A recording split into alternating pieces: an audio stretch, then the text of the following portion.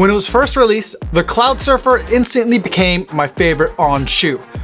But I did still have a couple of small complaints. So for the next version, On seems to have fixed just about everything I wanted. But did that make the shoe actually better? It's time to lace up the Cloudsurfer 2 and take it for a run.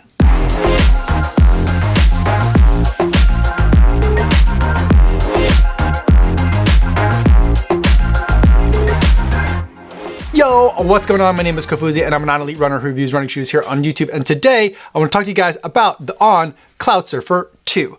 But before I give you my thoughts on this shoe, I do want to go over some disclosures. This is a pair of shoes that On sent to me for the purpose of review, so I didn't have to pay for these shoes. However, nobody's paying me to make this video or to include their brand in this video, and no one's going to get a chance to preview any of my footage or my thoughts before you guys get a chance to see this video on YouTube. So with that disclosure out of the way, let's start with the specs. This is a 32mm stack height shoe with a 9mm drop, giving us 23mm of stack height in the forefoot.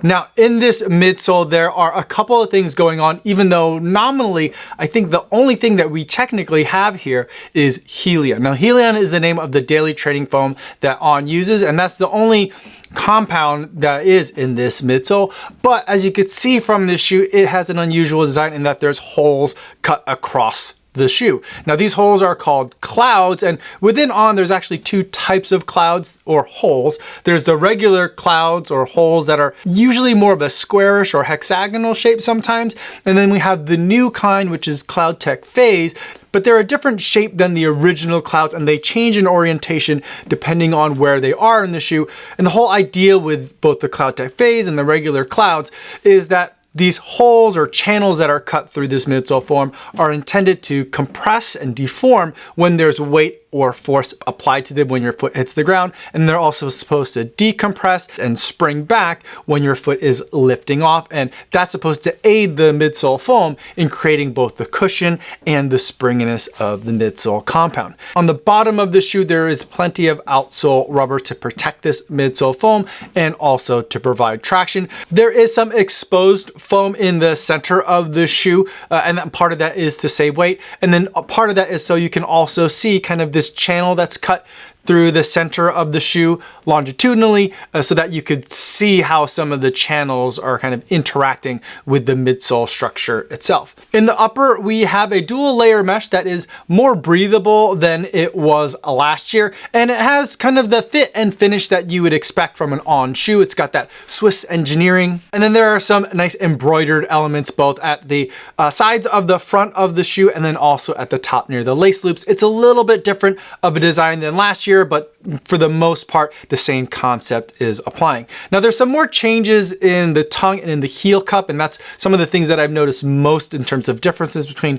this version and the last one. The tongue is a lot less puffy than it was last year. It's still pretty puffy and a little bit more puffy than I would like to see in a daily trainer, but they've done a good job of kind of reducing some of that excess puffiness. And there is still a lot of puffiness in this heel cup, which is comfortable for kind of everyday wear, but for running, I always feel like it's kind of a little bit extra. And overall, it gives a much more tailored fit to this upper than I experienced last year, which is one of the main things that I complained about in Cloudsurfer version 1, is that it felt like it was a little bit sloppy and a little bit kind of not like an On. This year's upper feels much more snug, isn't the right word, but fitted is more the word that I'm looking for. Now, in a lot of On shoes, there's this plastic element in between where your foot would be and where the midsole foam would be, and they call that a speedboard. It's a piece of plastic of varying degrees of rigidity and flexibility, depending on like the type of shoe that it's in, whether it's a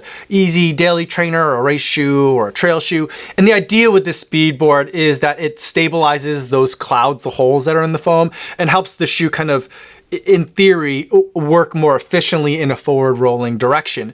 I generally find the speedboards to be really obtrusive. I feel like it takes away a lot of the benefit of the clouds, all that effort that goes into engineering the channels through that midsole foam, I feel like is kind of negated by the speedboard a lot of times. So I've always wanted On to get rid of speedboards. They did it, I think, for the first time ever in the Cloudsurfer last year, and I really enjoyed that experience, and I'm really glad to see that they stuck to their guns and didn't put a speedboard back in it for Cloudsurfer 2.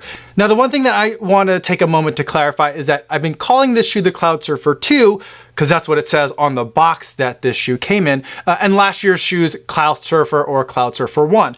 Now, I know in Europe and the UK, you guys are on like Cloudsurfer version 6 or 7. I'm not sure exactly which number. But in the US, they name things at On differently than they name things in the UK. And so in the US, whenever there's a new On shoe, or at least they're stopping that now, but earlier in On's history, whenever they would update a shoe, they wouldn't call it like the next number. They wouldn't call it like the Cloudsurfer 1, Cloudsurfer 2. They would just update the shoe and continue calling both of those versions the Cloudsurfer, for example. And so that's what's been happening in the US with the last version of the Cloudsurfer. I feel like they did a reset and that became the Cloudsurfer or Cloudsurfer 1, and this is now Cloudsurfer 2. I don't know what they're going to be doing in the UK about that, but if you hear Americans talking about the Cloudsurfer 1 and 2, we're talking about 2025 release and 2024 release, and I don't know what you guys in Europe and UK are calling it. Let me know in the comments to help me understand, but just know that that's where some of that kind of confusion might be coming from. But in any event, with that being said, altogether, the package for this shoe, the Cloudsurfer, that's being released in 2025, that comes in at a total weight of 261 grams or 9.2 ounces. Now that we talked about what this shoe is like on paper, let's talk about what it's like on the road. The On Cloudsurfer 2 is a snappy daily training experience. It has a good amount of cushion. It's not the softest shoe that I've ever run in, but it's got a great amount of bounciness. There's a lot of spring in the decompression of this foam. And I think they're achieving this in a couple of ways. One way is that I think the foam, the Helion foam, has stiffened up just a little bit in this version of the Cloudsurfer. And the other thing that I think that they've done to kind of make the shoe feel a little bit more agile and nimble is they've changed the footprint of the shoe. And now in 2024, we saw a lot of shoes get wider through the middle of the shoe underneath the arch in order to make the shoe more kind of naturally stable without adding traditional stability elements. And one of the drawbacks of that is that I think it makes shoes feel a little bit clunky. But On took the Cloudsurfer 2 in an opposite direction, narrowing both the width of the shoe, at least in the footprint underneath the pads of the foot, and also throughout the rest of the shoe as well. So it's slightly thinner underneath the arch and slightly thinner also in the heel. And that all makes for a more responsive and a more agile feeling shoe. And because they've stiffened up the foam on this, or it feels to me like they've stiffened up the foam on this, it's not a concern to me in my mind that the shoe is going to be somehow unstable, because I think that even if you are coming down a little bit askew on the shoe one way or the other, I feel like because that foam is a little bit more firm, it's not going to completely crash and collapse underneath the weight of your foot. The rest of the shoe and that system of Cloud Tech phase in the midsole is going to be able to absorb kind of any awkward impacts and enable you to have a nice smooth transition into your next stride. Now, another thing that people really had a problem with the Cloudsurfer 1 was a squeak. It's probably the most common complaint that I heard on any videos that I made about the Cloudsurfer or the Cloud Eclipse. Now, I did experience it in very rare instances, but only when the shoe got very wet. Like when I completely submerged the midsole in a giant puddle of water and the shoe got very, very wet. In those instances, I could hear a squeak for the first like handful of strides after emerging out of a very deep puddle. But I think On heard enough of your complaints that they did something about it in Cloudsurfer version 2. And you have to look really closely at this shoe to be able to see what they've done. Inside the channels, they used to be just kind of very smooth, hollowed out channels, but now they put some texture on both the bottom and the top. On the bottom, it's kind of like a random assortment of grippy little bits. And on the top, there are grooves. And I think the idea is that, and I think that by pretty much just scratching up the material of the Cloud Tech phase, when those two sides, the bottom and top, come in contact with each other, they're not gonna slip as easily over each other and create that squeaking sound. And so instead they'll have some grip and just compress and decompress rather than slide. And so I think that should solve the problem. In my testing so far, I haven't run into it. I've only been running in dry conditions yet, so the normal conditions under which I have experienced squeak in an on shoe haven't been present, so I can't say for certain whether this solves the problem, but they're trying to do something about it, and I will definitely keep an eye on it for my longer term review. And as far as the fit of the upper goes, I feel like they've solved all of the very small complaints that I had about the upper in last year's version. In version 1, last year's Cloudsurfer, I felt like the upper was very comfortable, but perhaps a bit too puffy, unnecessarily so. And overall, it kind of felt sloppy. And even looking at these two shoes side by side, looking at Cloudsurfer version 1, it just looks like kind of like the area where my heel goes just feels like it's all bowed out and it's kind of lost all structure. And the overall sensation I got over the foot was that there was an upper that was comfortable on top of the foot, but it wasn't tailored. It didn't feel like I was dialed into the shoe, which I feel like is kind of a signature feeling from On, is that it's a very intentionally designed and cut to fit the foot well. Now, I will say there is a difference in terms of how old the upper is in Cloudsurfer 2 for me versus Cloudsurfer 1. I've got well over 100 miles in Cloudsurfer version 1, and this one is fresh and brand new out of the box. So again, it'll be something that I keep track of for the long-term review, the 100-mile update review. But so far, I'm very happy with the fit and finish of the upper in Cloudsurfer 2, and it feels like an improvement, which for me then kind of corrects all the problems. The squeaking problem and the fit and finish of the upper, those things were kind of the two main concerns I had coming out of my time with Cloudsurfer version 1. So I'm very happy that those things have been addressed. And so the question is this shoe a better shoe? Do I like it more than last year's shoe?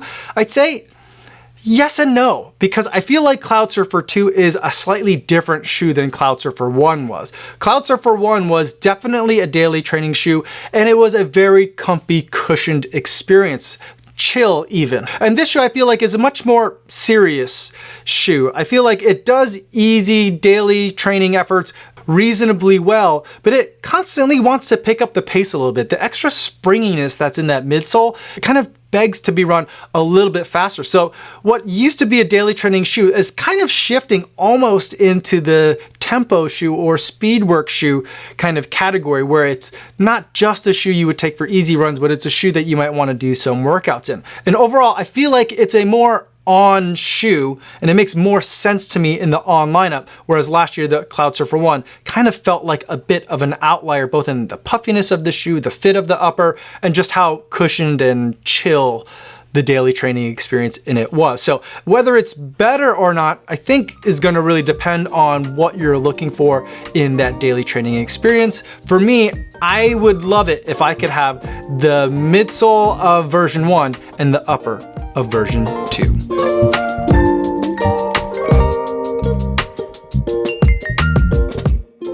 Now, before we wrap up this video, let's take a moment to zoom out and we'll talk about where the Cloudsurfer 2 fits within the broader On lineup. Now, earlier in the video, I mentioned that there were speed boards in a lot of On shoes. And I think that that's kind of a good delineator in terms of the kinds of shoes from On that I tend to like and the kinds of shoe from On that I tend to not like. And today what I'm going to talk about is shoes that don't have a speed board. And right now there's really only two, kind of asterisk. There's some variation in there, but there's two main shoes that don't have speed board. And the first one is the Daily Trainer, and that's the Cloudsurfer. And this one is the version 2. This is a shoe in your running shoe rotation that you would reach for on most days for most of your runs. And then for days where you're going to go a little bit longer, you're going to be on your feet a little bit more, that's where a shoe like the Cloud Eclipse comes in. It also has Cloud Tech Phase in here, and it also has Helion foam, but it has a much bigger stack height. There's more everything underfoot. The Cloud Tech Phase, those holes are bigger, and there's more foam underfoot as well. Now there is a little bit of a torsion bar, and some people have been calling this a modified speed plate, but it's just this little piece right here that prevents the shoe from twisting, and so it's not really a speed board, and I'm not going to count it as a speed board. And I'd put it over here on this side of the kind of speed spectrum for days where you want to go a little bit slower, but you're going to be on feet a little bit longer. Side note, I love the upper on the Cloud Eclipse, and I really wish they would have just ported this upper and put it right onto the Cloudsurfer, because I feel like this is a perfect example of what daily training and max cushion uppers should be. Well fitting, very comfortable tongue, and just enough padding and not a crazy amount of it. That's what's going on in the Cloud Eclipse. Now, when it comes to racing shoes, On has a lot of options. And for a long time, I thought they were making kind of successor shoes. So they would have one model like the Cloud Boom Echo, and then they would have the Cloud Strike. And I thought that one was replacing the other. But in my recent discussions with On, these are all, so as far as I know, intended to stay in the lineup permanently. So there's actually 3 different options from On right now. And the first is the Cloud Boom Echo 3. This would be a racing shoe because it has a Hyperion HF foam, which is a race caliber midsole foam, and it has a carbon fiber plate. But there's also another option, which is the Cloud Strike, also using Hyperion HF, but a different stack height. There's a bit more cushion to it and a slightly different plate position. And there's also this kind of like segmented wedge in the heel of foam that is designed with some very, very small cloudlets, maybe, that give it an extra softness in the heel. And this would kind of be an either or situation. Personally, I like this for like 5K racing, maybe 10K racing. And this one, I think I could take the marathon distance, but ideally be more of like a half marathon racer. And then there's a third option as well. This is the Cloud Boom Strike LS, which has a very similar name as the Cloud Boom Strike. And some people think that the only difference between these shoes is the upper, but if you look at them very closely, you can see that the clouds are placed slightly differently, and the way that the shoe is segmented is also different. So it's a very different shoe, not only just appearance in this machine-made upper that's sprayed on, but also in the way that the midsole and the plate are positioned. And this is my favorite of the carbon-plated racers from On. I feel like it has the most cushion that I could take for a marathon distance even. And so these are kind of like the 3 main pillars of shoes that I've been testing and I'm familiar with On, and that I have actually been enjoying running in. And so if I were to make a rotation with On shoes, these are the 3 that I would be looking at.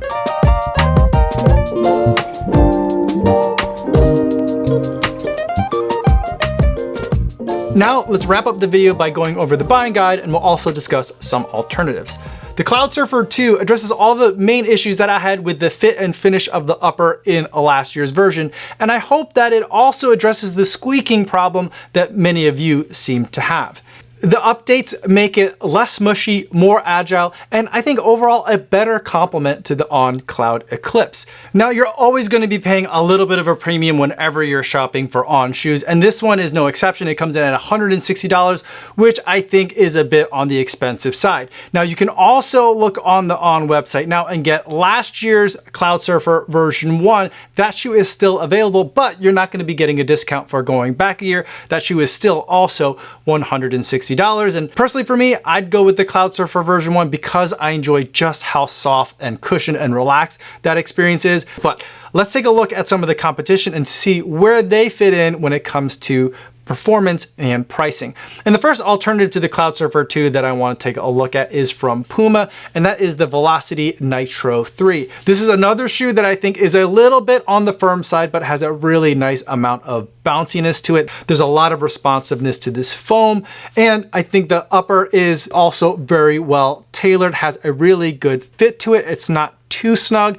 it fits well, and there is also too much puffiness in the back of the heel cup. Pretty much a lot of the same things that I could say about the Cloudsurfer 2. Now, I think that in deciding between these 2 shoes, the thing to note that is the Velocity Nitro 3 has more of like a old school workhorse feel to it in terms of how it connects to the ground. And the Cloudsurfer 2 has a little bit more of a kind of like a mechanical feel in terms of the compression, decompression. I think a lot of that has to come down with the stiffness of the Helion and in the Cloud Tech phase that's in here. So it definitely feels different underfoot than a more traditional workhorse daily trainer like the Velocity Nitro 3 would be. So depending on what you're looking for in your underfoot experience, that could in itself decide it, but it also could be decided by price because there's quite a bit of a discount to get to the Velocity Nitro 3. That shoe comes in at $135. And then the other shoe that I consider if you're looking at the Cloudsurfer 2 is from Adidas, and this is the Adizero SL. This is a shoe that has, again, a lot of similarities to both the Cloudsurfer 2 and the Velocity Nitro 3. There's a very well-fitting upper that I think looks fantastic, a minimally padded tongue, and just way too much puffiness in the heel cup back here. Although I'd say of the 3, the puffiness in the Adizero SL2 is the most reasonable. The midsole foam here is also a little bit on the firm side compared to what I normally like, but there is a really great amount of responsiveness to it. And I think a big part of that responsiveness is coming from the insert of Lightstrike Pro that you can see through the window here. And then the firmness is coming from the regular EVA Lightstrike carrier foam that is the black material that's on this shoe that I have here.